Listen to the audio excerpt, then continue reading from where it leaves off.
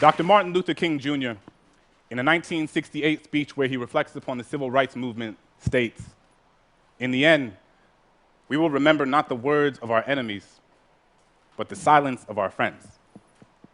As a teacher, I've internalized this message. Every day, all around us, we see the consequences of silence manifest themselves in the form of discrimination, violence, genocide, and war. In the classroom, I challenge my students to explore the silences in their own lives through poetry. We work together to fill those spaces, to recognize them, to name them, to understand that they don't have to be sources of shame. In an effort to create a culture within my classroom where students feel safe sharing the intimacies of their own silences, I have 4 core principles posted on the board that sits in the front of my class, which every student signs at the beginning of the year. Read critically, write consciously, speak clearly, tell your truth. I find myself thinking a lot about that last point, tell your truth. And I realized that if I was going to ask my students to speak up, I was going to have to tell my truth and be honest with them about the times where I failed to do so.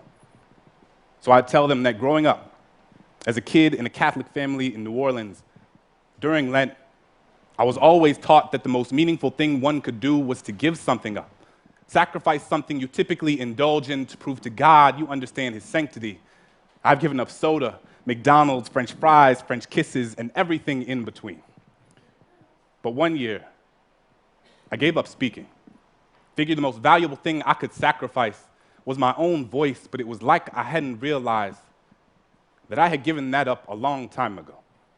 I had spent so much of my life telling people the things they wanted to hear instead of the things they needed to, told myself I wasn't meant to be anyone's conscience because I still had to figure out being my own, so sometimes I just wouldn't say anything, appeasing ignorance with my silence, unaware that validation doesn't need words to endorse its existence. When Christian was beat up for being gay, I put my hands in my pocket and walked with my head down as if I didn't even notice. Couldn't use my locker for weeks because the bolt on the lock reminded me of the one I had put on my lips when the homeless man on the corner looked at me with eyes up, merely searching for an affirmation that he was worth seeing. I was more concerned with touching the screen of my Apple than actually feeding him one. When the woman at the fundraising gala said, "I'm so proud of you. It must be so hard teaching those poor, unintelligent kids," I bit my lip because apparently we needed her money more than my students needed their dignity. We spend so much time listening to the things people are saying that we rarely pay attention to the things they don't.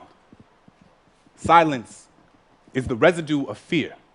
It is feeling your flaws gut-wrench guillotine your tongue. It is the air retreating from your chest because it doesn't feel safe in your lungs. Silence is Rwandan genocide. Silence is Katrina. It is what you hear when there aren't enough body bags left. It is the sound after the noose is already tied. It is charring. It is chains. It is privilege. It is pain. There is no time to pick your battles when your battles have already picked you. I will not let silence wrap itself around my indecision. I will tell Christian that he is a lion, a sanctuary of bravery and brilliance. I will ask that homeless man what his name is and how his day was, because sometimes all people want to be is human. I will tell that woman that my students can talk about transcendentalism like their last name was Thoreau, and just because you watch one episode of The Wire doesn't mean you know anything about my kids. So this year, instead of giving something up, I will live every day as if there were a microphone tucked under my tongue, a stage on the underside of my inhibition.